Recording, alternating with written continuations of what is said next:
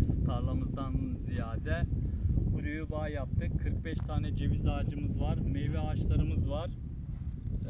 Bunları bugün bakmaya geldik ama görülüyor ki sıcağa kaldık. Meyve ağaçlarımızın başı salkım salkım dolu yani. Bakımsızlıktan bu sene de yine hasat alamadık. Onun için bakarsan bağ olur, bakmazsan dağ olur.